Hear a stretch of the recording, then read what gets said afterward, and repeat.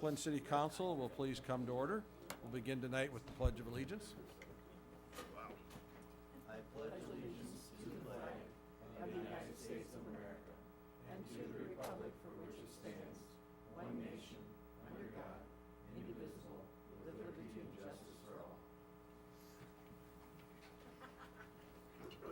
Thank you. Could we have roll call, please? Councilmember Gassman. Here. Seeley. Here. McGraw. Here. Allison. Here. Oder. Here. Connell. Here. O'Neill. Here. Thank you. Councilmember Allison. Your Honor, I move to dispense with the reading of the regular city council meeting and committee of the whole minutes of July 11th, 2017, and they be approved as published on July 25th, 2017. Second. We have a motion and a second. Any discussion? Could we have roll call, please? Councilmember O'Neill. Yes. Gassman. Seeley. Yes. McGraw. Yes. Allison. Yes. Oder. Yes. Thank you. We have no public hearings tonight, so we'll move to Yes. audience. Sorry, I missed Councilmember Oh, you- Connell. You meant, Yes. you- Oh, that's okay. You're supposed to stand up when you Yeah. Hello? Did I miss a meeting when we changed the rules? Just stand up the next time you get in there. Okay, we have no public hearings, and we have no one in the audience, I assume, that wants to speak to us, since no one's turned in a ticket, and I see only a couple people in the audience. So we will move to the consent agenda. Councilmember Allison. Your Honor, I move to approve the consent agenda as presented on the attachment. Second. We have a motion and a second. Is there any discussion? Councilmember Seeley. Your Honor, I'd like to pull number 13 Okay, for discussion. anyone else? Okay, could we have the roll call on the balance of the consent agenda then, please? Councilmember Connell. Yes. O'Neill. Yes. Gassman. Yes. Seeley. Yes. McGraw. Yes. Allison. Yes. Oder. Yes. Thank you. We'll move to motions, resolutions, and ordinances. Councilmember Gassman. Thank you, Your Honor. I'd like to move that the claims we have be received, approved, and placed on file. Second? We have a motion and a second. Is there any discussion? Could we have roll call, please? Councilmember McGraw. Yes. Allison. Yes. Oder. Yes. Connell. Yes. O'Neill. Yes. Gassman. Yes. Seeley. Yes. Thank you. Councilmember O'Neill. Thank you, Your Honor. I move the council consider an ordinance for the third time. Second. We have a motion and a second. Is there any discussion? Could we have roll call then, please? Councilmember Seeley. No. McGraw. Yes. Allison. Yes. Oder. No. Connell. No. O'Neill. Yes. Gassman. Yes. An ordinance, Chapter 7 of the ordinance of the City of Clinton, of Iowa relating to the mayor's compensation. I move the ordinance be considered and placed on its final passage and adopted. Second. We have a motion and a second. Any discussion? Well, I'd like to say a little bit. Okay? You know, I think we shouldn't be looking at these pay raises as for ourselves. I think we should look at those as people wanting to come in to these duties. And it's common for just about any job to get a small stipend increase every year. It's been 8 or more years since anything has been considered here. But the most important thing to me is that we're not truly volunteers. We like to be compensated for our duties. And, you know, I guess if I can pick on the mayor a little bit, he's given up some of his computer business and some of his other business to be a full-time mayor. And you should be compensated for that. You shouldn't be going backwards, you should be going forward, as well as saying I'm volunteering to help my community, because that's something I always wanted to do. When a person retires, they can still earn up to $20,000 a year being a greeter somewhere.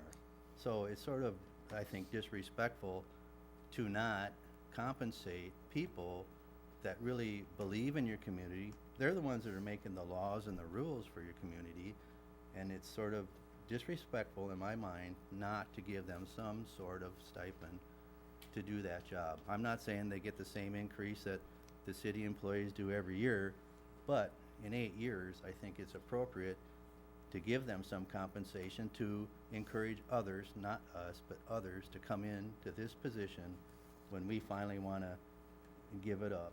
I mean, we're not gonna wanna stay here till we're 86 years old, kinda thing. We wanna have a retirement too, and you're not gonna encourage young people that are working 2 jobs now, and they have to pay childcare and things like that to come into a job that doesn't cover your expenses for daily living. So that's why I'm in favor of this. I'm not in favor for myself, or I don't think you are either. I just wanna say for those that are coming in, that's who it's for. Thank you. Any other comments? Could we have roll call then, please? Council Oh, members, wait, Councilmember O'Neill? Yeah, I did have something I wanted to read. Okay. Thank you. First of all, I want to thank the Compensation Board and for their work on contributing to bringing these 2 resolutions forward. Next, I'd like to thank the mayor, my fellow councilpersons, and all the staff for their contributions, everything that we've accomplished over the last 3 years.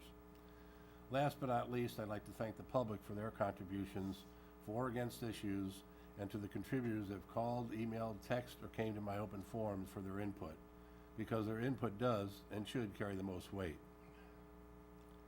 Almost 6 weeks ago, we introduced these 2 resolutions to increase the compensation for future office holders, mayor and council. And I feel it's a good idea to make it more attractive to draw more people to public service. For that's what we are, we're public servants. We're not politicians, we're public servants in a Midwest town in the Midwest. We listen to each other at council meetings, during the meetings, and we listen to our constituents outside of the meetings. Sometimes the input is pretty even, so we must make the decision based on what we feel. I've never liked the second and third readings jammed together in one meeting, as was the case with these resolutions, and that's why I declined to read the third reading several months ago until the next meeting because of unforeseen circumstances and some of the tie votes. This is in front of us now tonight. During this extended period of time, I've received enough input to use the same scoring system I've used over the last 3.5 years to make some of my decisions. And it's not a perfect system, but it works for me and my conscience so far. On these 2 resolutions, I received 9 contacts, either as calls, emails, texts, or in person. And after scoring them using my system and taking everything in consideration, the support was overwhelmingly 52 points to 7.5 points against voting for these resolutions for various reasons. With that said, I'll be voting no on both these proposed resolutions tonight. Thank you. Anyone else? Your Honor, Yes. Councilmember Allison? based on what we already know of our voting record here, I'd like to offer a compromise. Second. I got it. We got a point where we've already read the ordinance for the third time. Can we actually make an amendment to the ordinance now that it's been read? When we're actually on the final adoption portion? I think if we do it by the appropriate motion, I think we can. I think we can make an amendment to the ordinance on the fly, but we've got to go through the voting on whether or not we have to do a formal amendment vote in order to make that happen. I mean, are you planning on making a compromise, Councilmember Allison, on the total amount of the compensation Yes, to make it different from what has been proposed before? yes.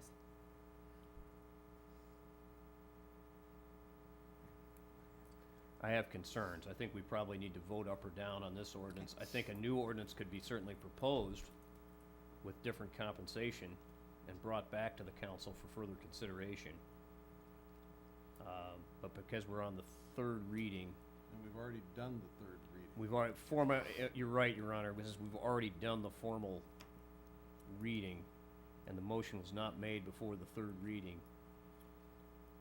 And my understanding was it could have been amended before the third reading took place. I'm in agreement with that. I think the timing, I mean, as a matter of formality, that's the case. I still think it could be done. I think a new ordinance could be brought forward, but I think we probably have to vote on the ordinance as is and whatever vote that is, and then we'll have to bring a new ordinance forward. Thank Well, you. this ordinance, if he's not willing to read it, somebody else can It's read already it. been read. It's already been voted on to read it. Yeah, I know, but he's at the point where he has to adopt it, suspend the rules and adopt it, right? No, we don't have to suspend the rules, because it's the third Third reading. reading. There's no suspending of the rules. You only suspend the rules when you're gonna do 2 Doubles. readings in one night. So we're not gonna adopt this? The actual motion that he made, he read the title, which we voted on to whether to actually read it for the third time, which passed.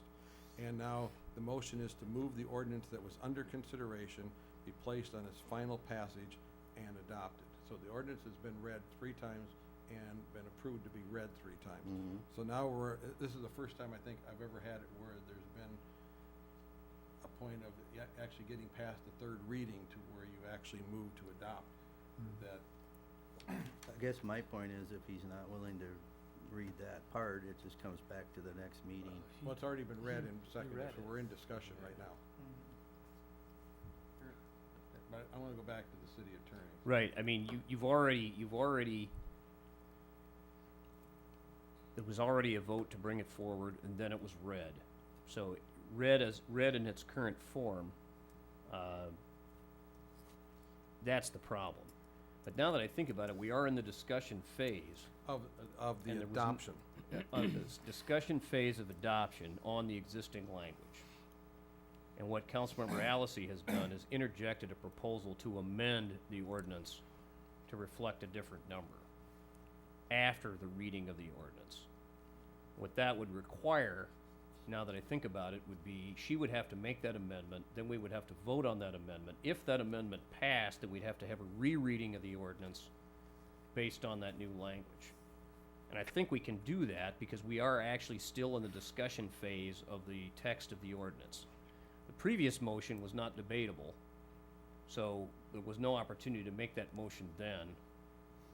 And based on my reading of Robert's rules, and it would really strictly be a rules issue anyway, it would not be a legal issue per se, so if the council wishes to proceed, I think it can. I think she can make that motion, and if it then passes, we would have to have someone read the ordinance in its amended form, and then we would have debate on the new ordinance in that order.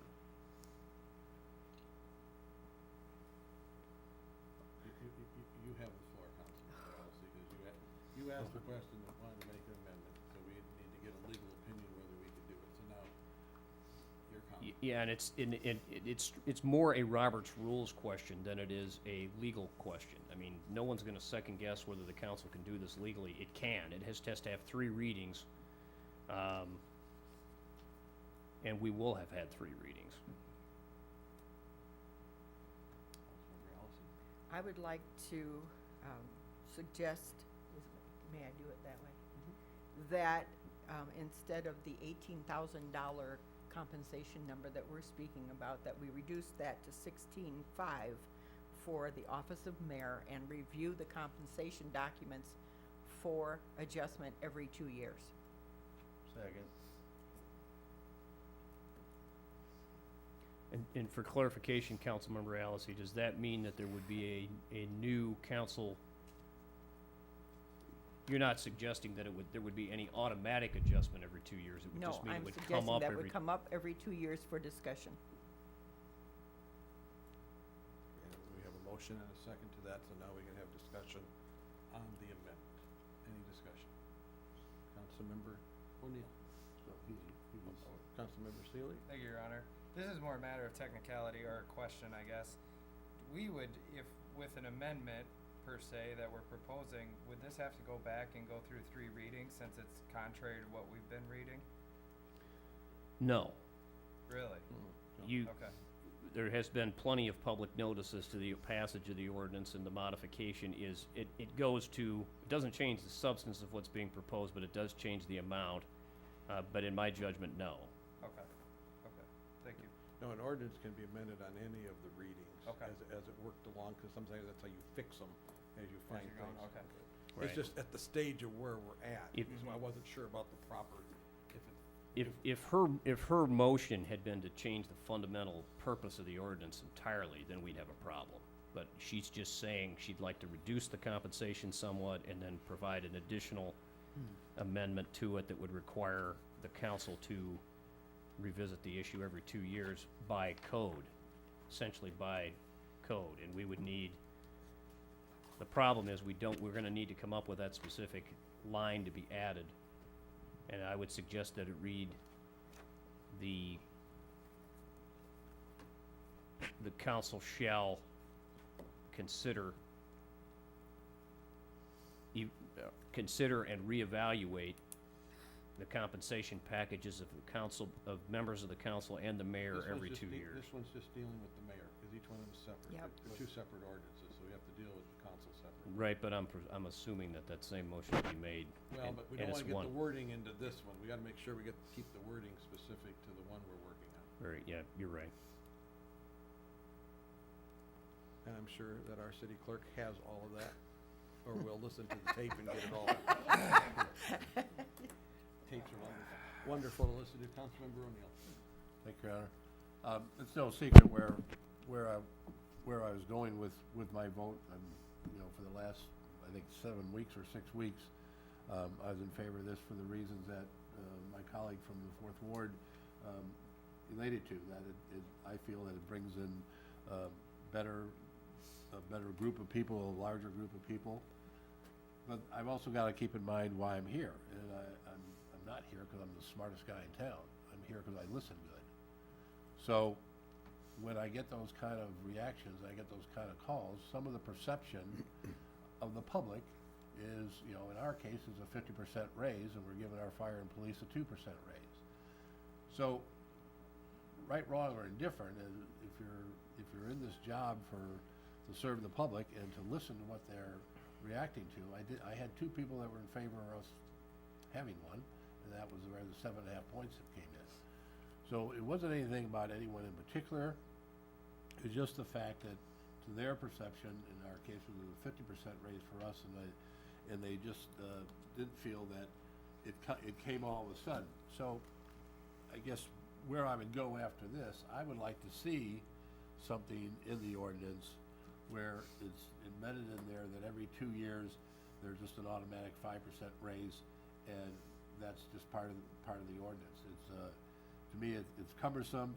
It's awkward. People don't understand it. But when you're looking to go from 6 to 9, nine's not very much. But we're not supposed to be here to make very much. But in the eyes of some of the public, it's a 50% raise. Whether you want to argue with that logic or not, that's their perception. And so that's what the calls were about, and that's where my vote's going. Your Honor. Yes, Councilmember Gaston. May I ask Ed, how many people did you have, you say? 9? Yes. 9 people. Yes. Okay, well, I didn't have anybody call me on it. So, and then the other thing is, most all these jobs, city jobs, have gotten a raise every year. So the city council and the mayor have not gotten it for 8 years. So 2.5% is being your number that we should be looking at isn't even fair if we haven't got that every year. No, I didn't say 2.5%. Yes, you did. I said their perception. City got this- 2.5%. This is a 50, and the fire and police got 2.5. What I was proposing is that every 2 years, we have something in the ordinance where city council, the mayor, get an Yeah. automatic 5 to 10% raise. Yeah, well, and there's a difference just- between we the just- jobs, We just isn't need there? to write it different than the Well, way we do it. I guess I'd like to say there's a difference between the job. The city council doesn't get health benefits. No. No. Okay, so that's another, thing that's missing. You do get an opportunity to join the pension program. I've turned that down. I'll be here 16, 17 years when I finish this thing. I've never taken a dime and put it into the IPERS pension, but I think a lot of people have, so it's like, there's opportunities that you have that we don't talk about. So, I mean, if you wanna talk about, let's talk about everything you get and everything somebody else gets and say, is this being respectful to people that wanna step up to the plate and give their time to support this city?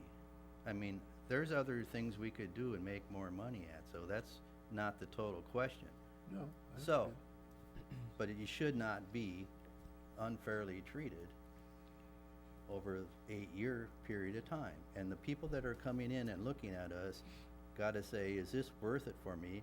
Yeah, I have a lot of ideas. I mean, there's people that say us old farts are, need to go, and there's new people need to come in. But they're not gonna come in when they're paying for childcare and both working jobs and things like that unless it can help them pay for their cost of living. That's all I'm saying. There's a lot of smart people out there that could do a heck of a good job for us. But they're not gonna come this direction unless there's something that benefits them besides, I wanna be a volunteer for my community. I want to clarify something as far as Iowa code.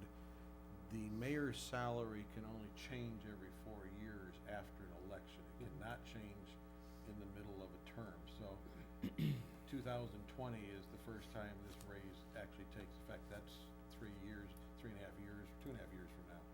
Council's wage actually can change every 2 years after an election, which benefits all council members. So literally, in January, everybody on this council, other than the mayor, will get a raise. So we cannot write an ordinance that says that the salary will automatically be changed every 2 years. The state does require us to issue and actually read an ordinance and do it within a prescribed period of time, no later than, I believe it's like September 10th of the year, in order for it to be valid for the upcoming election year. I just wanted to clarify some of those points. So, literally, to say that you're gonna change it every 2 years, you cannot do that on the mayor's side. You can on the council. Okay, anybody else with a comment? Councilmember Connell? Yeah, just a point of clarification, is this something that can go on a ballot? No. It is not a referendum No, type 'cause item or any so kind no, of ballot? No, salary of this has to be voted on by the elected people. It must be decided before the election ever takes place for it to take effect at the next time they are seated. So literally, the incoming people necessarily do not have a vote in what their salary is going to be. It's prescribed by state code. Anyone else? Councilmember Connell? I'd just like to go back again and say some of the items we presented last time. While I agree with some of the compensation arguments that have been brought up, there are several of us up here that obviously aren't doing it for the raises or the pay money or anything like that. We have very busy lives, but we're here. We're maybe not here every time, but we're here. That doesn't take anything away from the mayor or that seat. But when I looked at the comps that Matt did provide, and I had done some of my own research, I think that there was some very comparable cities that we were ahead of, and some larger that we were even almost tied with, and I thought that we weren't really kind of in a fair shake, and if this was going to be enacted, then we were going to be ahead of them. I think we're on the right track of doing things here. I just don't think we're there yet to reward ourselves at that point. Maybe Matt gets us a big water park and we all slap high fives down the hallway later, and we do that, but I just don't think we're there yet. So, thank you. Anyone else? Okay, the vote is, right now, we're voting on an amendment to amend the ordinance to the mayor's salary would be $16,500 with a review scheduled for every 2 years. I'm just paraphrasing that part. We actually have the correct, but a yes vote would amend it to the 16.5. A no vote, we would go back to the original ordinance, the way it's worded for a vote. So, Your Honor. yes. You said I know she had said 2 years, but didn't you just say it has to be 4 though? But we can change the salary anytime we want to, but it Okay. doesn't take effect. Okay. So in 2 years from So now. it can still be reviewed in 2 years? In 2 years from now, you could literally raise the salary again, but it still would not take place until 2020. Okay. Yeah, so reviewing it every 2 years, it gets it out of an election year, literally, doing it that way. But it doesn't take effect. It does on a council side, though, because of the election being every 2 years. Okay, so are there any other questions before we vote? If this is a little out of the ordinary of what we're doing right now, so with that, could we have roll call, please? Councilmember Seeley, No. McGraw. Yes. Allison, Yes. Oder, No. Connell, No. O'Neill, No. Gasman. Okay, the amendment fails 4-3, so we're back to the original ordinance as it was presented. Is there any further discussion? Hearing none, could we have roll call then, please? Councilmember Seeley, No. McGraw. Yes. Allison, Yes. Oder, No. Connell, No. O'Neill, No. Gasman. Okay, That ordinance fails. Councilmember Gaston. Thank you, Your Honor. I have an ordinance for the third consideration. Second? We have a motion and a second. Is there any discussion? Could we have roll call, please? Councilmember McGraw, Yes. Allison, Yes. Odor, No. Connell, No. O'Neill, Yes. Gassman. Yes. Seeley. No. An ordinance amending Chapter 17 of the ordinance of the City of Clinton, Iowa relating to council compensation. Your Honor, I move that the rules be suspended and this ordinance be placed on its final passage and adopted. We don't need to suspend the rules. Doesn't hurt, does it? No, it doesn't hurt. I don't know if it'll help it any, but it doesn't. But technically, we don't have to suspend the rules. Did we have a second to that? Second. Okay. Any discussion? Yeah, Councilmember O'Neill. Well, again, you know, I think the same dilemma with the council is with the mayor. You know,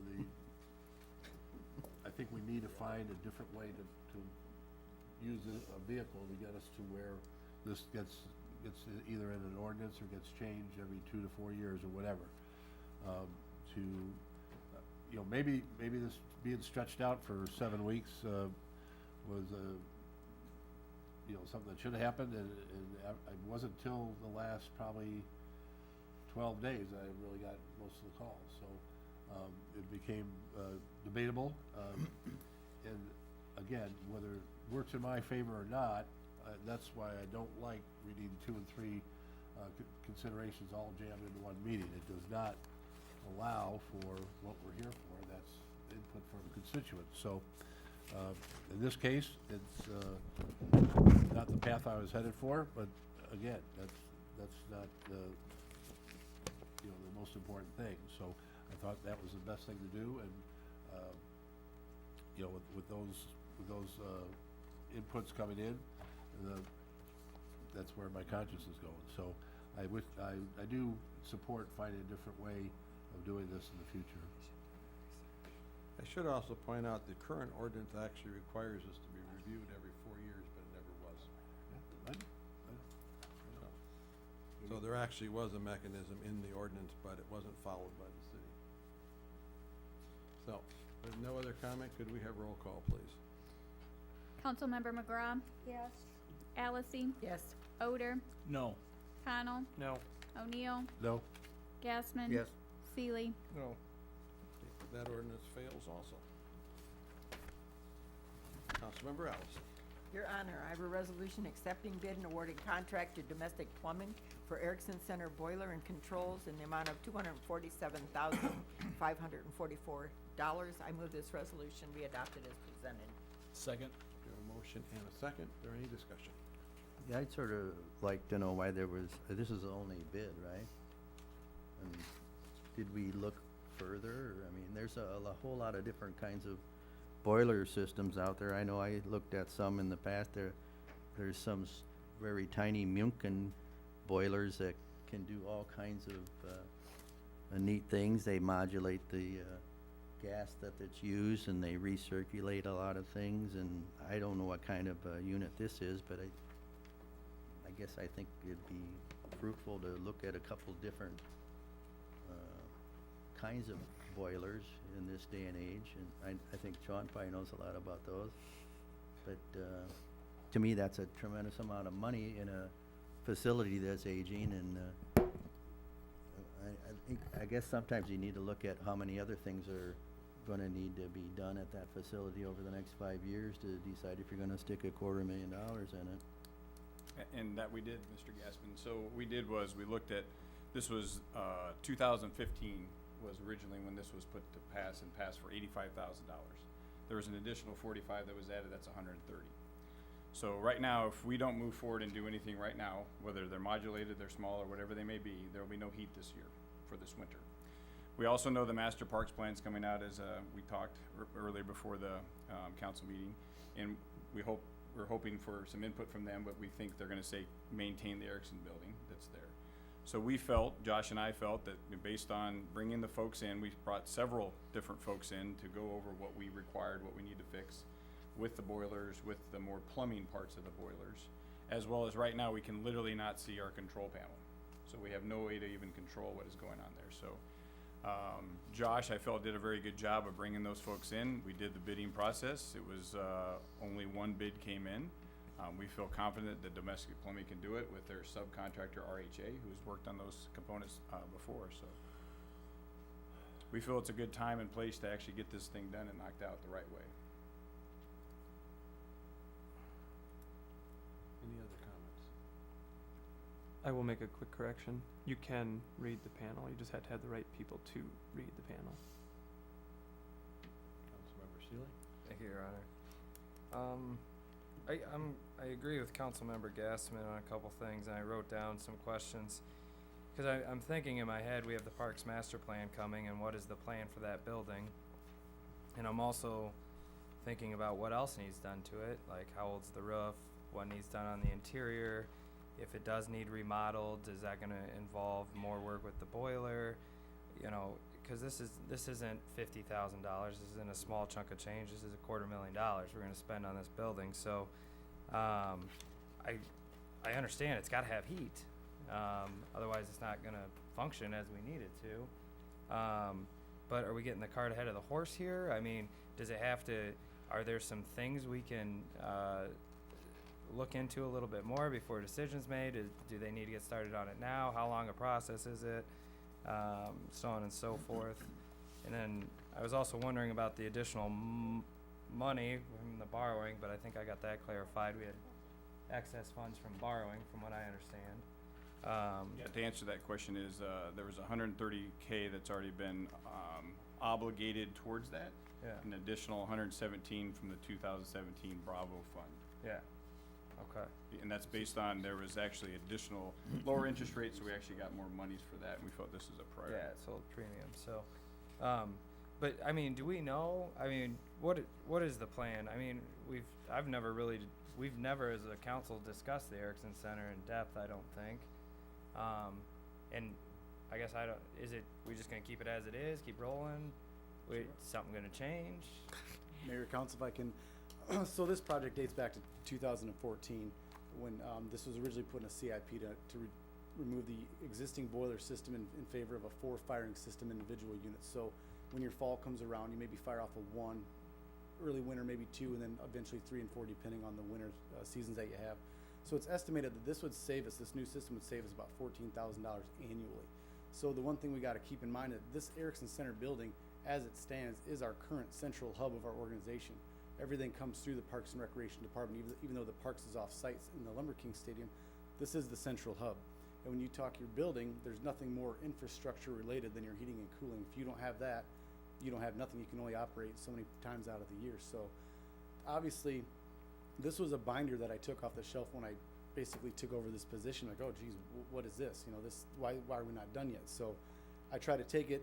I opened the binder. There was 2 service contractors in there who currently service our building under contract through 2018. I said, guys, where are we at with this? So they kind of gave me the backdrop of the story. They had initial discussions on replacing the boiler system, which is 47 years old because it's a 1970 building. So ultimately, the short answer is yes, the Parks Master Plan may unveil some things that maybe new locations, new facilities, but those aren't going to be quick fixes either. I mean, a new facility is going to take how many years to build? And if we run the risk of having a boiler, it's going to fail on us because ultimately the parts around it are failing now. The 2 storage tanks that we have, one's failed, the other one's on the way out, so what's next? I mean, if we decide to pick and piece together which pieces we want to salvage out of this, I mean, the way I look at it is a comparison to me would be, it's great if you replace the brakes on a 1970 car, but if you don't replace the brake lines, what happens the first time you pump the brakes? You're going to start blowing all the other things that you didn't replace and bring up to speed. And that's just kind of how I'm looking at this project. So I think we all are in agreement, myself included, that this came in way higher than anybody anticipated, which ultimately we had 1 bid. There was 1 bid provider. And that was Domestic Plumbing with RHA for the controls of the Erickson Center building. So questions are all great. I endorse these questions myself, but This is what we have before us today. And I might make a correction, Anita, you might help me. Actually, I think where we added the 100K was from building 45, and we moved that to the boiler to add to the 130. So it's not from the 2017B completely. So background is, we had $200,000 that they wanted to do a pole barn for the Parks and Rec Department. We decided negative, we're gonna fix building 45 for less than 90K. So it's actually 100K, 110K. So 130 was already obligated for this. We did not use the 2017B. We basically took it from the building 45 funds that were already obligated for that. When I say obligated, they were set there, approved by you all for something. Now we'd like to get the motion approved to commit those, to put this system in place and get it running. If we have to tweak it along the way, we will, but we feel this is the best thing we can do for the building right now, regardless of the master park plan, and get this thing hunted around, like you said, 47-year-old boiler that's it's starting to knock and fall down. So just to clarify that, we will not be actually taken from that. And we can actually come back to you, Anita and I, on those other dollars to discuss how we want to obligate those. How old is the heating system here? About the same. The air conditioner, the air conditioner is only 2012 because it caught on fire and blew up one day. So insurance. When Gary was up there when it wasn't working and he got knocked on his behind when the panel blew off and we had a fire on the roof. So it is newer than the building, so, but that's what happens when you let them go too long. And one of the things I impart on the directors and department heads is, you know, we have infrastructure, just like our elevators we're actually dealing with right now. Both the library and here are old, and the connectors don't even want to make connection, and that's a safety thing. And so what I told them to do is we need to do this 100%, not a 50% measure. We need to go in. It's sort of like the pipe we dealt with at 20th Avenue North. Instead of just piecemeal, that you guys all approved just to fix that thing from the sewer manhole cover all the way back to there. This is the same concept. We have, you know, I've been over there numerous times. The kids that come in and out of that building every single day, we owe it to our communities for that third strategic goal, which is the health, welfare, and safety of our citizens. And this is one of those things that's a priority that we laid out together. We worked it as a team, and we felt this would be the best to bring to you for approval to move it forward. Any other comments? Just a point of clarification, you'd kind of gave an analogy about breaks and brake lines. They're not replacing all the water lines and all the hydronic lines in the building. No, not all. Okay. No. I just want to make sure that they know that. Yeah, right. They are not doing that, Right. and that would be a very, very costly Right, thing right. to do. So that is not included in that. We always We wouldn't remind want to folks- get into that right No. now. Well, and it's also a gentle reminder too, is if you ever go in the gym, it's a little cool. That's because that's free flowing air. And Josh, if I talked about, we're not actually heating the gym. So this is heating vinyl components of the locker rooms, the office spaces, et cetera. Because that's basically bringing in free flow air from there. And not to mention the knitters, and the knitters want to be warm. Councilmember O'Neill. We paid the demolition. One of the things that crossed my mind when we're sitting here chatting about this is, it does seem it's more than what we talked about originally. I think, you know, there's two ways of looking at everything. Do we really want to enhance projects as we go along and then bring it back to the council? Or do we want to stick with the original bare bones project we started out with? I'm not an expert in plumbing and heating or air conditioning or boilers, so, you know, like I've said before, I wanna lean more on the people that are around it every day. We do have the master plan coming up, and that master plan may say, you know, you need to get rid of the Erickson building because we got this other great big building over here we can use. I don't think it's a waste of money, because if we decide not to use that building, or we decide to put it to some other use, it's gonna be a bigger value with a good heating system in it than it is with, we don't want this problem, would you mind buying it? We're gonna wind up just handing it off to somebody. So chances are, we're probably gonna keep using it, and so we'll have a modern heating system in it. If we don't, we'll put a price tag on it when we go to sell it that reflects the investment in it. So that's where I'm at. Anyone else? And I wanna see Josh's first attempt to deal with the council being a happy situation. I do fully support the water park, by the way. That wasn't on the agenda. So when do we get the parks report? August 8th, but that is gonna be the An initial, update, not just the an update, update, just an yes. update, not the final. They've got So some we're- more groundwork to do with so we're the team, scratching. So there's the steering committee team at next Monday, followed by the staff team, and then that Monday night there will be cow. actually the Monday night there'll be a public meeting just to kind of give a brief update, and then Tuesday you guys will have information in your council reports for Tuesday's council meetings. So That's- I won't give you everything because there's like August 40 documents, but we'll give you. And Four they readings. they need to know about this now in order to get this completed by fall, or did you discuss that with them? It's put in it's put in the spec agreement that has to be completed by October 31st. So But when do they need to start by to get it done by that? if we approve the resolution, we'll make that call first thing in the No, morning. I'm saying, do we have time, leeway? You don't know. I don't know the answer to that. I mean, how long do we wait? I mean, if we push it off, does, What day is the first frost going to be? What's the farmer's almanac? Good question, I don't know. Well, We looked at the pumpkins yet, have they come up? When do you I've turned heat on in September, so. Yeah. No, I'm asking how long this project's gonna take, I don't know. if it's How a- long is the? I think Can't contractually answer though, that. they would have an option to extend that date if the council doesn't decide. If we took 2 weeks to decide on this thing, we would be able to give them 2 weeks on the back end of that. We wouldn't try to stick them Mhm. with the October 31 deadline if the council was so pleased to either accept or deny it one way or the other, but And did that- they that would look be at other not a good options? decision. Oh, I'm sorry. They look at other options besides Just turn that one. other So- heating options? to answer that question, the 4 firing boiler system was presented by one service agreement provider. Well, I took that a step further and I went to the people that make the boilers, McGinnis Boilers, which services most of Iowa, and just asked them, I said, look, we've got a budget estimate regarding this particular system, and they confirmed. I said, I wanna make sure, like, is this the system you guys would recommend? And this is what McGinnis Boilers recommends, and I think that's a pretty well-known organization in the state of Iowa for boiler fabricators, and this is the unit that they recommended. Okay. So, I didn't wanna just take the contractor's word necessarily, I wanna like do our due diligence and make sure, is this the right system for our building? Yeah. And they were familiar with our building, and then they said this is exactly the system that he would sell us, so. And what other projects are gonna need taken care of in the next 5-10 years at the Erickson Center? The most recent, I know the roof came up because that's always a problem. We just did 1,800 square feet back in 1996, so potentially the roof, I think we can all agree. The aesthetics of the Erickson Center as a whole, interior and exterior, I think the one piece of that original facility that's in great shape is the terrazzo floor, which is a value, so that's one thing we wouldn't have to worry about. So with some cosmetics internally, and maybe with some cosmetics aesthetically, the structural integrity of the building is still in pretty good shape. And I think we can all agree HVAC is one of your key components that you have to have. But structurally, there's no issues with the building, other than just the general look of it, the appearance of it. And we just had the audit complete by Alliant, so one of the things we're leaning towards when we start looking at FY19 CIP would be the lights, cause it's an easy win to get a rebate back as well, cause that's important. But what Josh and I have also talked about is really the 5 to 10 year plan. And the 5 and 10 year plan looks across not only what the master parks plan will provide us, but what the council will give us direction that we'll bring to you and say, these are the things we'd recommend that go forward, and the dollars. Because we can all say we'd like to extend or expand the Erickson Center, but we don't have $11.4 million in our pocket. And that could come from Green Play next week.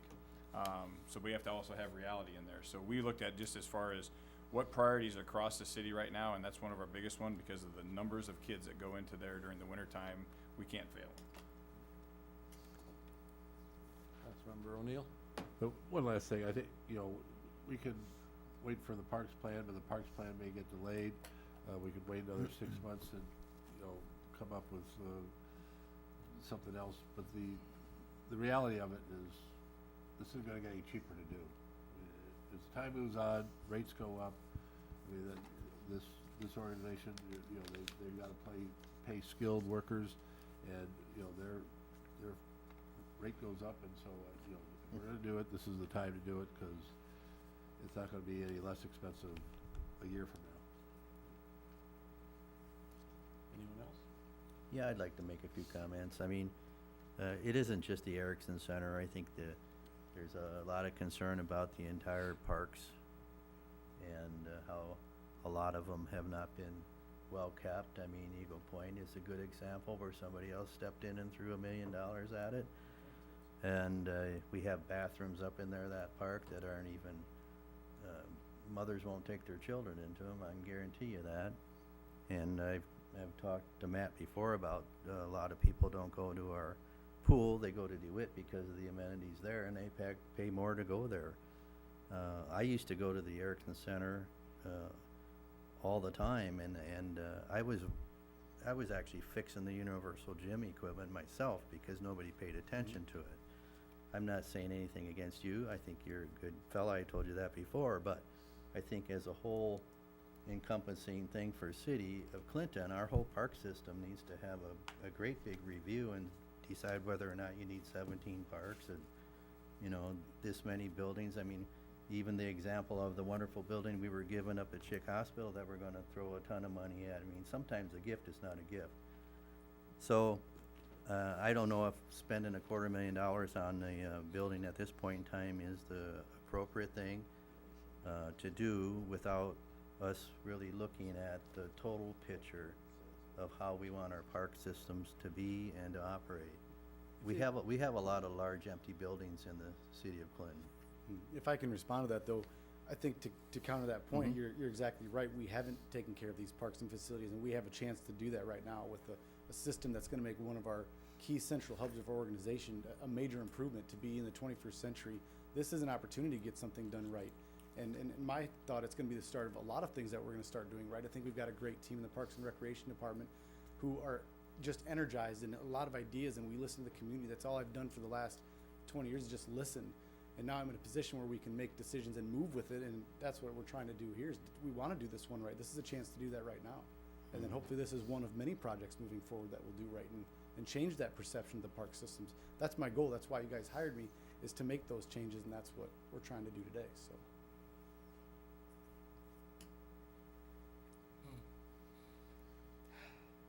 Anyone else?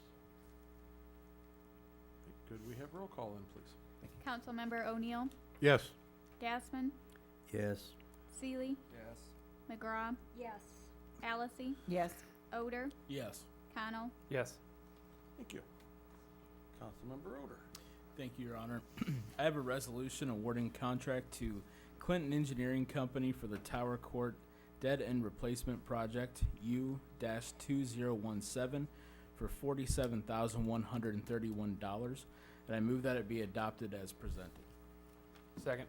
We have a motion and a second. Is there any discussion? Hearing none, could we have roll call, please?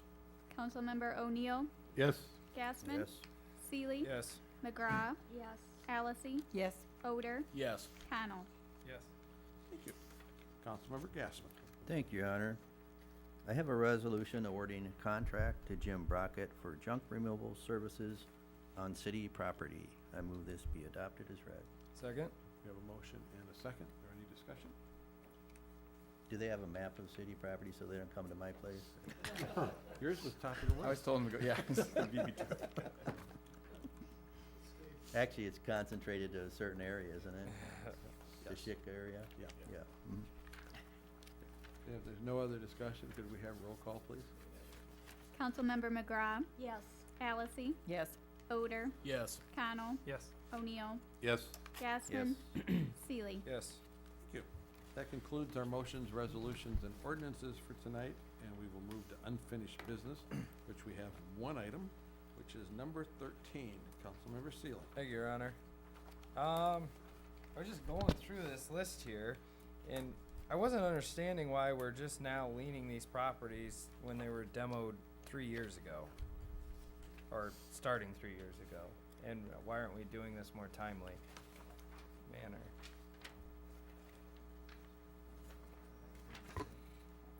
It's like 2014, that kind of stuff. Councilman Seeley. Oh. I don't think it is. Could you identify yourself? I'm Jason Kraft, city engineer, and these are. I don't know that they are all that past due as far as I think. Usually, our staff, Leah Woods, who's probably the busiest person at City Hall here, very hard worker. She, I believe, every year she does this, and it's. I don't think it's gone farther than a year out. Maybe a little bit farther than a year. Some of those bills may be entitled 2014 or 15, when in fact the last bills on those may have been paid like last year. So I don't think we go back that far, but I can go over those with you, perhaps after the meeting, or sometime you can come talk to Leah and I if you have any specific questions. I'm not privy to everything on that list. I mean, we don't need to discuss, I mean, it just says year demolished 2014, and now we're finally leaning it, and, I mean, I guess, are we gonna end up with these lots and then taking the liens back off to sell them? Because most of these people aren't even paying the taxes on the vacant lots, so. Well, it would have to actually wait until the taxes become delinquent. Yes. And then wait the 3 years. Yeah, so the process would be to lien a property after it's completed and not wait 3 years to do so. Is that what I'm gathering? Whoops. Of course, there's one thought, and I don't, Jason, before you even start, Yeah. I know some of these properties, in one particular year, we may have approved the demolition, but the bid may not even have been let till the next year. Right. Yeah. Okay. So that. So maybe the year demolished is a little, That could be the starting deceiving. date of when it was approved. Yeah. That did, because sometimes we did them as groups. And I know we had a period where we didn't do any demolitions for quite a while, but we had approved a block of them, and I think there was asbestos abatement to do and some other things that, it took a while before some of them actually started coming down. So that 2014 may not be necessarily the date it was finished. Right. I would say, as a rule, most of the time it's going to be within the first 12 months. Some of these maybe, it looks like 18 months. And those first two in 2014, I'd have to look into those. But that, yeah, typical protocol is not to just wait until we have, we got 12 of them. It's been 3 years now. so had these folks said we tore down the property and then they sold the vacant lot within 6 months, we couldn't go file a lien on the new property owner, could we? Well, that's a complicated question. You, I just think these should be done timely, that's you my has only to, point. well, You couldn't go file a lien. you can, but you would have to, everything had, I mean, you would file before the sale took place so that notice was But available after to the the fact, new owner. See, if we're Right. not filing these in a timely fashion, As long as they are, property gets sold, what recourse do we have? right, they have to be filed before the actual transfer, or else Yeah. the seller, or the buyer, would raise the question about how was I notified? The proper Mhm. notice was not, the city would have, yes, made an error if those liens were not timely filed, but Okay. I don't have reason to believe they were sold, so I think we're fine in this case. No, none of them were, so we're fortunate in that respect, But so. you're correct, But- Councilmember Seaver. Pat, in the other regards though, since the city is deciding to tear down a piece of property, we have to give notice to that property owner. There's a process that we go through. We just don't one day show up with. No, correct, you know, right. a vehicle to start tearing the property down. I believe we have a hearing, we had issued a Yes. contract. So people are well aware that this is taking place and they're not objecting to it. Right, there's a very elaborate process. Sometimes they're aware and don't do anything. Sometimes they're aware and they object, but we work it out with them and they end up agreeing that it should be demolished. Sometimes they fight us in court and we settle in court. Yeah. Yeah, That probably definitely. gives us some legal standing if they try to sell it out from under us while we're in the process of doing it. Yes, Cause they know it's in the process. they know it's in the process, correct. Councilman Seela, I do think those two are, it's a little too long. I take responsibility for that. We'll develop a better protocol for getting those done like once a year. Everything that was demolished within a calendar year, maybe Yeah. do that at the end of the year. I just, Jason, why don't you find out when they actually did get started and finished? Because I got a feeling that date on that document there is wrong. Well, you know, maybe a good point would be, why don't, when we make a resolution or whatever to demo these places, why don't we give should that file. to the county administration building and say, File put this the on lien. your record, and then, cause our record might not be up to date, cause we haven't been billed for anything, but they may know that there is a pending lien for and then, this kinda action, and say, Yeah. you know, when the banks are checking out everybody for bad things, they'll find it. and we tag it, we pay the contractor, we make sure they demoed it. We could all do it at once, I think, and Mhm. I think we should be leaning the properties right away. Well, at least notifying them. I don't think Yeah. you can lien them unless you got a bill. Yeah, once we have the bill and everything. But I mean, you can still notify the, You're- the gal up there that, we're doing this, we made a resolution, we're doing this, and then, When the bank asks for their information, they'll have it. Okay, is there a motion to accept the resolution? That doesn't need any, does that need any formal action? Yeah, because I it think was it's a good idea, but what they're asking for? Oh, I That- think they're that- just gonna do That's it. administrative Yeah. that they can take care of. But we do need to have an actual acceptance of the resolution so Yeah, that I'll, we can, yeah, so we can actually do the liens. I'll accept it. Second. Easy. Yeah. Yeah. You gonna move? Okay. He Okay, moves let's to close it off. approve. It's like suspending the rules. It works the same way. Okay, so everyone, we're accepting this resolution, into the record, so could we have roll call, please? Councilmember McGraw, Yes. Allison, Yes. Odor, Yes. Connell, Yes. O'Neill, Yes. Gasman, Yes. Seeley. Yes. Thank you. That concludes our unfinished business. Councilmember Allison. Your Honor, I move to adjourn to 7 PM, August 8th, 2017. Second. We have a motion and a second. Could we have roll call, please? Councilmember Connell, Yes. O'Neill, Yes. Gasman, Yes. Seeley, Yes. McGraw, Yes. Allison, Yes. Odor. Yes. Thank you. We are adjourned, and I'll ask the council, do you want to take a short break, or do you want to go right into the committee of the whole? Right in. Short break? No, we have a short break, so we will reconvene at 2 minutes after 8. Age over beauty. Age over beauty. We were overruled.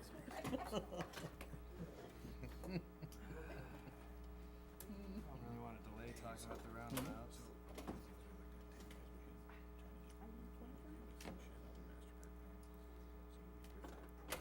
I know.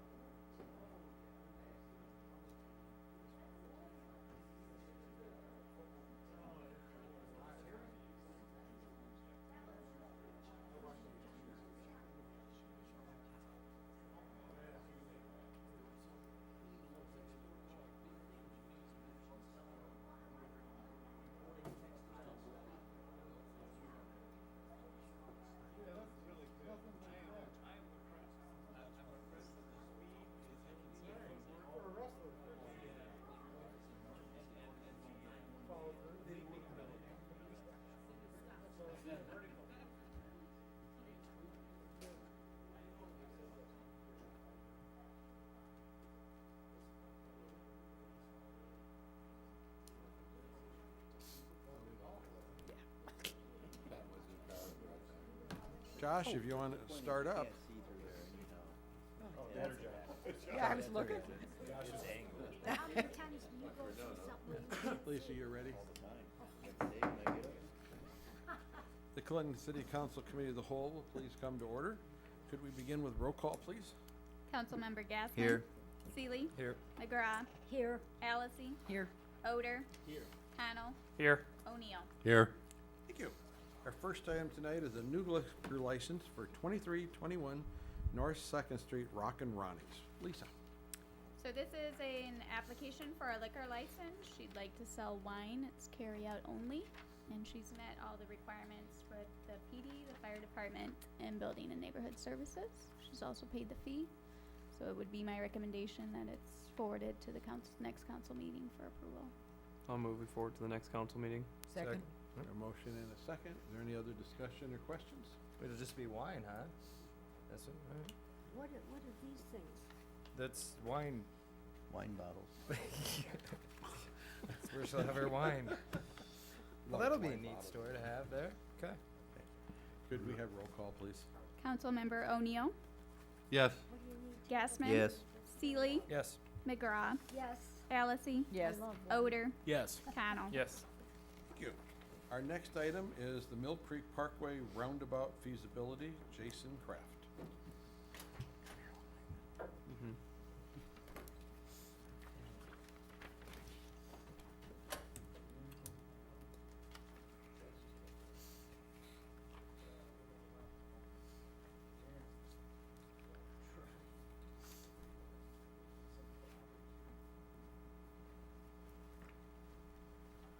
Oh, do we have to cancel the discussion?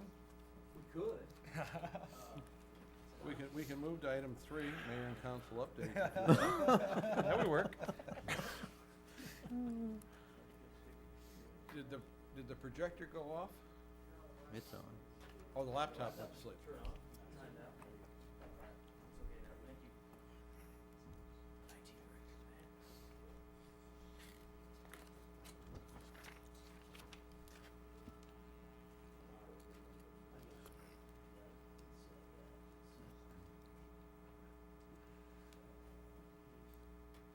Good thing you don't have a 3-minute time limit.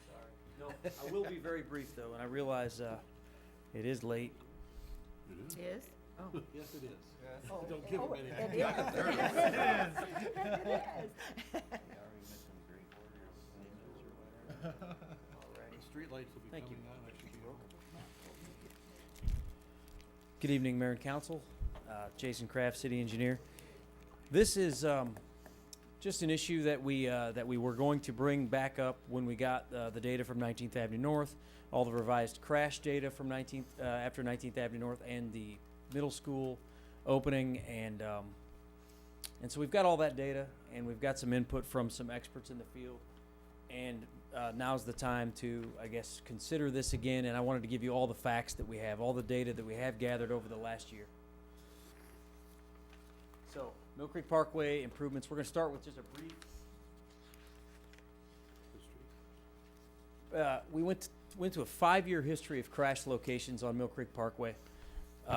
This is just a snapshot in time of the last 5 years.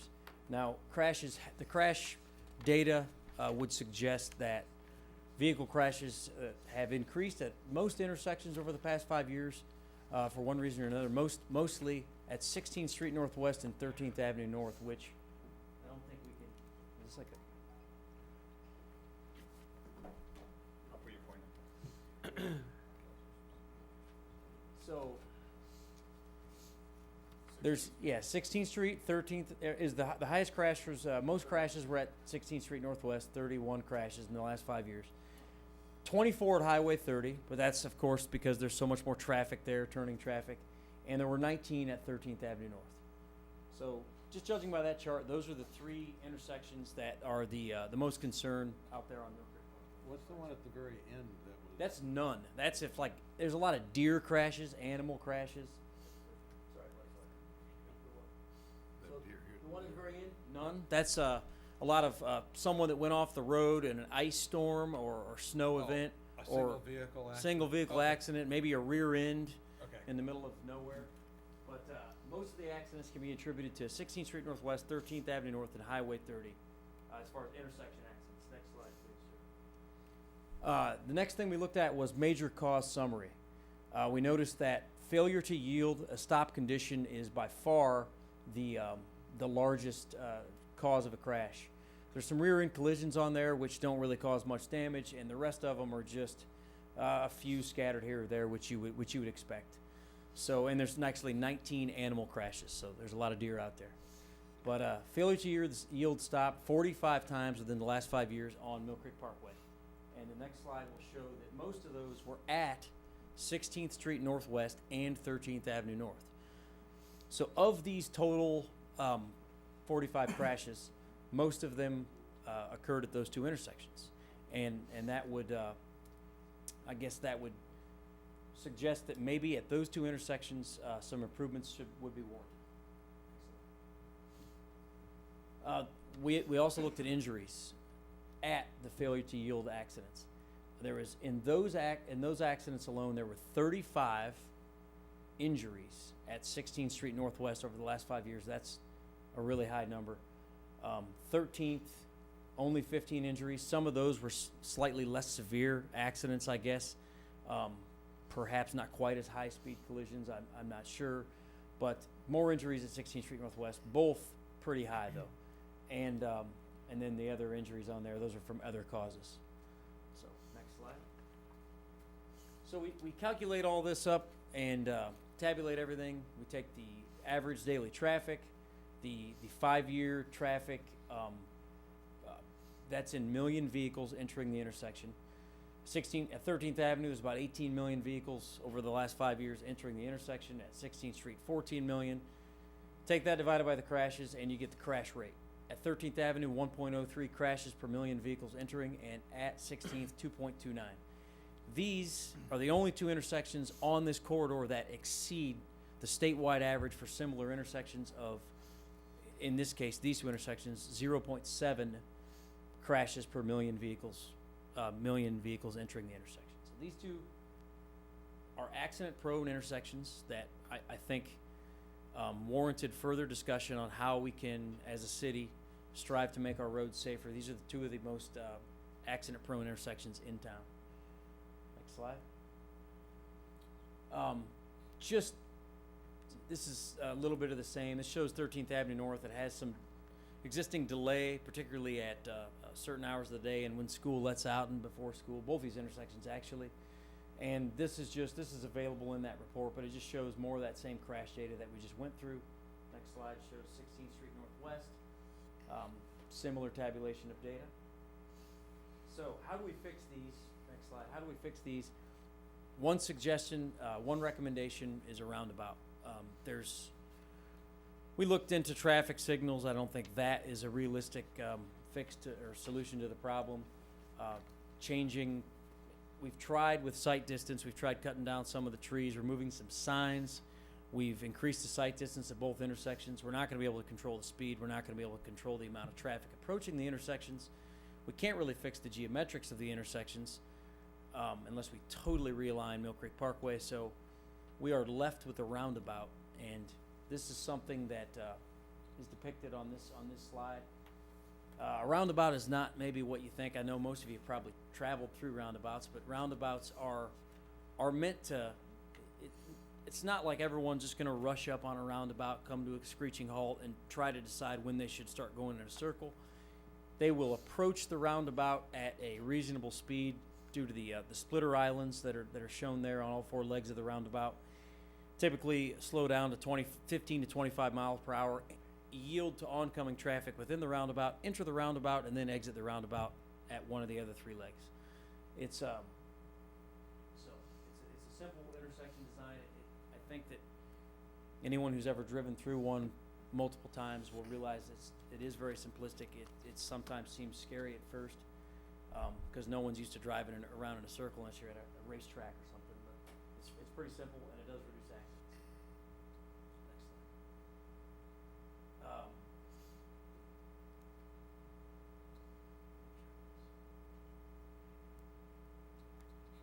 Next slide. You know, this just shows some of the things, animation. safety performance is the number one reason to install a roundabout. You wouldn't just install a roundabout just because you happen to like roundabouts or driving in a circle. Safety performance, there's a lot of resources online or, you know, with very well-respected agencies like Federal Highway Administration, National Highway Report here that indicates, and these are studies that were done on existing intersections that were converted to roundabouts, and then they tabulated crash data 5 years previous to the installation of the roundabout and 5 years after. And what they came up with for results were 90 to 100% reduction in fatalities, 76% reduction in injury crashes, and a 35% reduction in total crashes. And very little reported pedestrian or bicycle crash experience. Everyone's traveling at a slow speed. The reason for that is because, and the reason for the reduction in crashes is, and it really does vary. That report said 35%. Some reports say the crashes remain the same, but they're going to reduce slightly. But the real reason to install a roundabout is it reduces, without a doubt, the injury crashes, the high-speed collisions, the collisions when someone is traveling at a high rate of speed and slams into the side of another car. That is totally avoided by the roundabout. The only conflicts you'll have with a roundabout are side-swiping, glancing blow events that occur when someone might get confused while entering the roundabout. Failure to yield at 15 miles per hour is much easier to handle than failure to yield when someone's barreling down at you at 55 mile per hour. And there's a reduction in conflict points from 32 to 8. And as I said, those 8 are not head-on. They're not T-bone collisions. Those are just glancing blows. So you got 75% fewer conflicts and a much lower rate of speed. And this is why roundabouts are safer. And it's proven by that report that roundabouts do lessen the amount of accidents at the intersections. So roundabouts do decrease delay. A lot of people think if you put a roundabout anywhere, it will increase delay because you'll approach the roundabout, you'll have to slow down, and it might increase the delay for that one person. If they're just traveling from point A to point B and going through a roundabout, there's a delay of anywhere from, well, if they're going through the roundabout, really only like 3 to 4 seconds per roundabout. But the delay of the cars that are approaching the roundabout from a side street and entering the intersection, which is now on the right-hand side of this slide, it shows the existing delay at 16th Street Northwest and 13th Avenue North. Average delay of 14 to 17 seconds entering the intersection. That will be reduced by a roundabout to in all cases under 8 seconds. And with a signal, it won't really be reduced at all at these types of traffic thresholds. So, as you can see, installing a signal wouldn't really impact the delay. It would cause more delay for some. It would if you had a green light or lucky enough to have a green light, of course, wouldn't have any delay. The roundabout, in all cases, will lessen the delay of the intersection. They can be designed to accommodate truck traffic. We've seen that all over the country. They're installed on interstate highways. They're installed on 2-lane highways. There's a truck apron usually on the inside if there's expected truck traffic, and just as in that situation. And they can be designed with multiple lanes in mind. You can design a roundabout for 4 lanes, and you can convert a single-lane roundabout to a multi-lane roundabout, and that's no problem.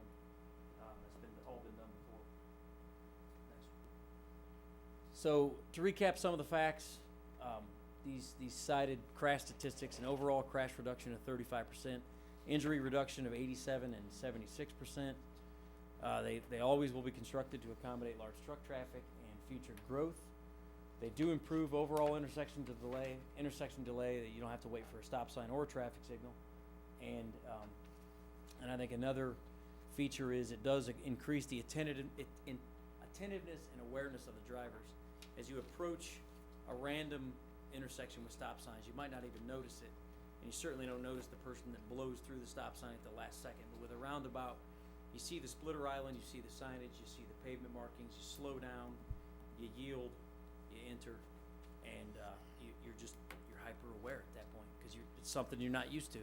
And that is really what the 3 things that can be attributed to the reduction in accidents, or reduction in speeds, reduction in conflict points, and increased awareness of the driver. So, the problem with roundabouts in every community that I've researched, talked to, is that there is a negative public attitude towards roundabouts before their construction. This is a survey that was done in that same report manual that we showed in an earlier slide. Typically, before construction, you know, it looks like 68% of people per that study are very negative or very negative about roundabouts, and afterwards, nobody is. And that's not surprising, because I think it's human nature to avoid change whenever possible. And if you think a roundabout, well, how am I going to do that? It's going to be confusing, but in reality, it's not confusing. It's very easy. Anything like this that's constructed, though, shouldn't be done overnight. It should be an 18-month or so educational period before it's constructed, and that would, the timeline there, if we apply for these grants, which are due August 15th, we wouldn't construct likely until 2019. And that's early 2019 would be the earliest I could foresee that. So it could be 2 years before we even see construction. I should mention that we were asked by the Iowa DOT and some of their safety consultants at one of our planning meetings up at the Clinton Admin Building to submit some possible, and it wasn't just us, it was Jackson County, Clinton County, DeWitt, Comanche, Clinton, to submit some possible safety improvements to our intersections in town. And we submitted a few, and as did all those other communities, and we then sat in here with some local law enforcement, state law enforcement, 3 engineers, a guy from the Iowa DOT Office of Traffic and Safety, and we discussed these and looked at all the data. And after that, I think there was a couple of dozen potential candidates out of all those municipalities, counties. The gentleman from the DOT sent an email out to us that said, to everyone, that said, I think that these are the top 3 candidates that would be highly recommended and would likely receive funding. 2 of them were these roundabouts. The other one was some paved shoulders. So and there were several people after the meeting that came up and said, well, I think I'm looking forward to seeing these applications. I think they're good projects. And just, yeah, they stress public perception is a huge barrier in getting these things constructed. But that's all I have to say. We have potential to apply for 2 $500,000 grant applications, which would fully fund both projects if awarded, and we could construct these within by 2019, I would think. Sir. If we get these awarded for both of these, how much lead or lag time do they allow from the time they award it to actually get it built? They like to see it done as quick as possible, but that's a reasonable timeline.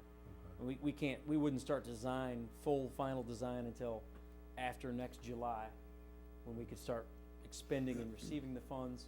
It would take 6 months for design, and then you can't start construction until the weather's fit. So 2 years is very common from the day you apply for the grants until you construct the project. And so if we don't apply for them, will they just move on somewhere else and give the grants out there? What's that now? I said if we don't apply for them now, will they just move on somewhere else on that list? And Yeah, there's off a of there? specific, and it's part of your motor fuel tax that you pay at the pump. I think it's 20 cents a gallon in Iowa. A percentage of that goes towards the safety fund, and the Iowa DOT Office of Traffic and Safety gets a pot of money, and they get to award that fund based on which projects they think will make the best impact on safety in the state. And we got some feedback from those folks last week, said that we had 2 good candidates. So if we didn't apply, yeah, that money would go elsewhere. That $500,000 would go to it. They are gonna spend all that money. So this is the DOT recommending this and giving us the money. Well, they're just saying these are good projects. Okay. I recommend that you apply. If you apply, you'll have a strong chance at getting an award. Okay. Right. Thank you. Jason, are these the same people from the DOT that thinks 2 lanes on Highway 30 is safe? Well, I didn't ask him about that, but But I'm just saying, so, I Right. can't resist that question because, you know, I don't drive that way. I do not like 2-lane highways, 2-lane high-speed highways. I would rather go down Highway 80 and take the extra time, so. you I know, don't like that road, no. a lot of us don't like that road, and, you know, they don't make any effort to change that. So that's why I just wondered which people from the DOT think that this is such a great idea. And I have a question about the survey that you gave, since one of the probability statistic was one of the things I majored in. The survey that was taken that came up with the negative people, and the second survey, was that asking the same people, or again, was that a new group of people? Because if you used a new group of people, it's not a valid survey. You gotta go back and ask the same people. Right. That very well could be. That's a survey that was cited out of that manual. So that may not be a valid survey, that, because you can gather 500 people off the street and get a different answer of the next 500 you get. Okay. Pretty amazing though that it was 0% for, you know, negative and big negative. Oh, I could get a survey to come out that way. Well, maybe ours was that way. So, no, I didn't do the survey, but it was a survey in other communities that had installed roundabouts, and, I mean, it's a legit, the people who took that survey were serious about it. I think they're professional about it, Yeah. but, And the Herald poll currently is 400 against and less than 100 in favor. right. That's not surprising by that survey, you know? Yeah. You expect about Right. 60 to 70% pre-construction. And it But happened in but Cedar then you gotta Rapids, it bring in the happened in question Dubuque, about surveys, it too. happened in, Prairie du Chien. Those are three communities I know that it was hard to get the roundabout to pass through the city council because there was such opposition. But now they're all over the place in Cedar Rapids, and Dubuque's got a couple of them, Quad Cities does, so. Right. If we were to consider this at all in applying for that grant, that has to go to the council meeting still? Well, Yes. yes. Yeah, you'd have to move it to the, you'd have to move it as a resolution to apply for it to the next council meeting. That's really what the motion is.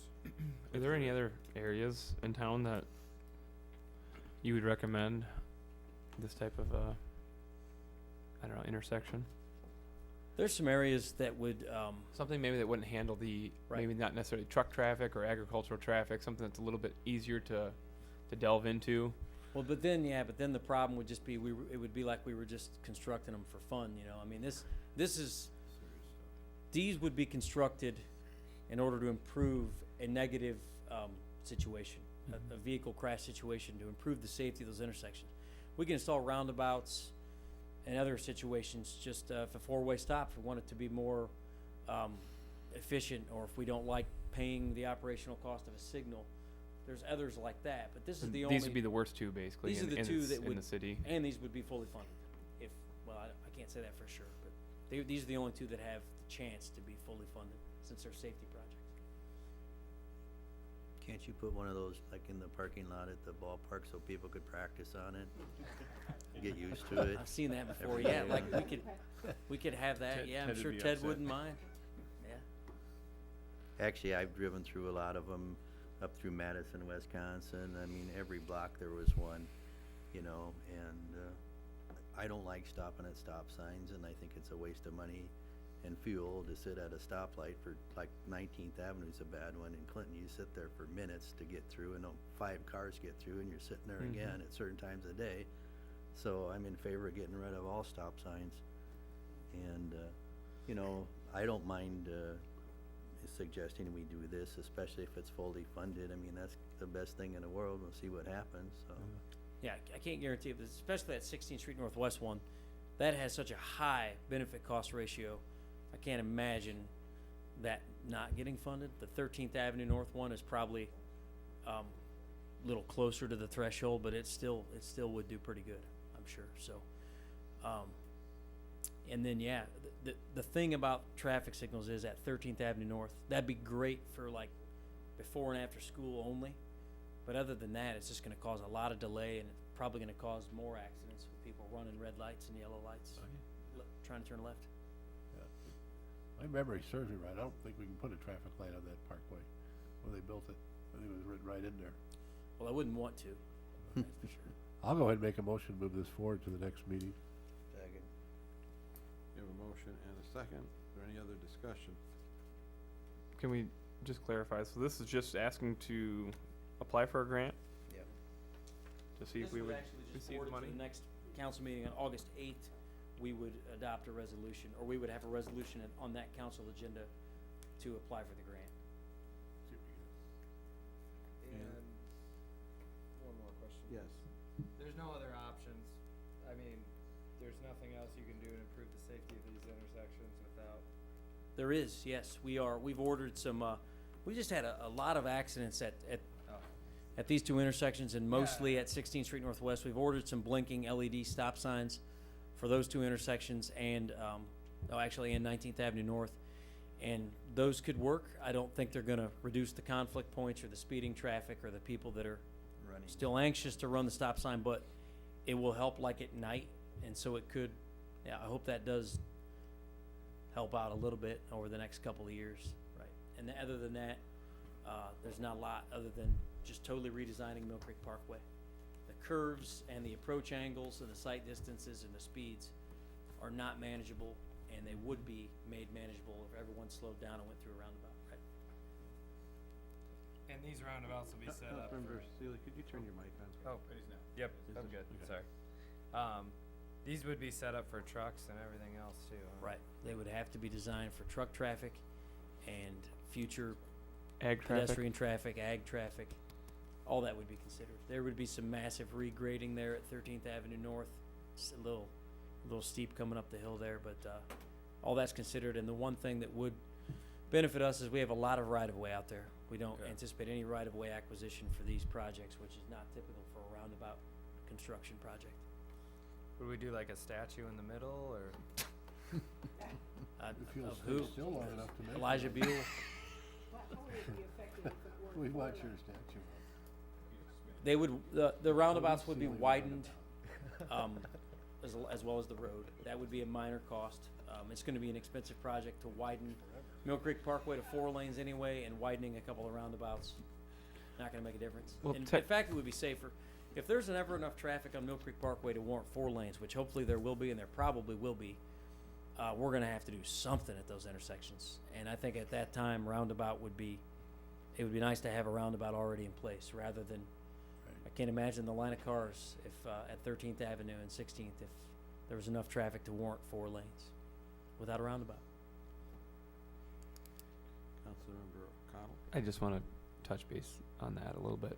Technically, wouldn't it be a divided highway or with some kind of, I mean, just going back to some of the modeling that we looked at with that last meeting we had, wouldn't it be like would it be two Mhm. separate roundabouts then? I mean, because it's going to No. be kind of a divided No, it highway would if be- it were